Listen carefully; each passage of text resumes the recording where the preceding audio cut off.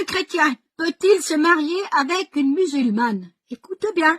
Dieu valorise le mariage, mais il veut aussi que nous suivions sa volonté dans nos relations.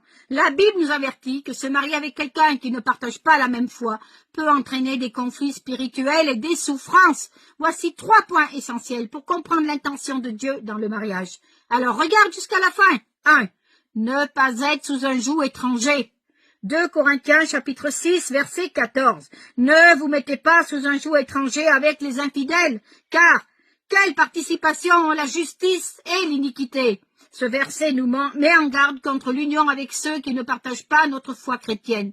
Le mariage chrétien repose sur l'unité spirituelle en Christ.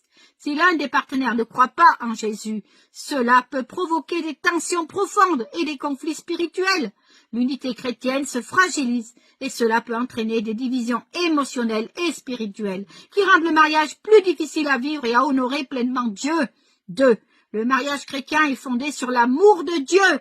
Éphésiens chapitre 5 versets 31 et 32. C'est pourquoi l'homme quittera son père et sa mère et s'attachera à sa femme et les deux deviendront une seule chair. Ce mystère est grand. Je dis cela par rapport à Christ et à l'Église. Le mariage chrétien est un reflet de l'unité entre Christ et l'Église.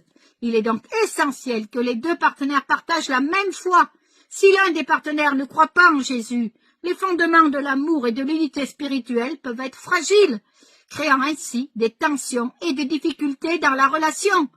Le mariage devient alors un terrain de lutte spirituelle et l'unité de la famille chrétienne peut être compromise. 3. Vivre dans la paix et rester fidèle à Dieu. 1 Corinthiens chapitre 7 versets 12 à 14. Si un frère a une femme incrédule et qu'elle consent à vivre avec lui, il ne la répudie pas. Paul nous enseigne qu'un chrétien peut vivre en harmonie avec un non-croyant.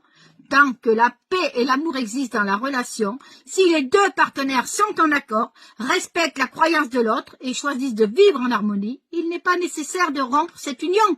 L'essentiel est de maintenir une relation respectueuse, d'éviter les compromis spirituels et de respecter les principes de chacun. Si cette harmonie existe, même avec des croyances différentes, cette paix peut être bénéfique pour les deux parties.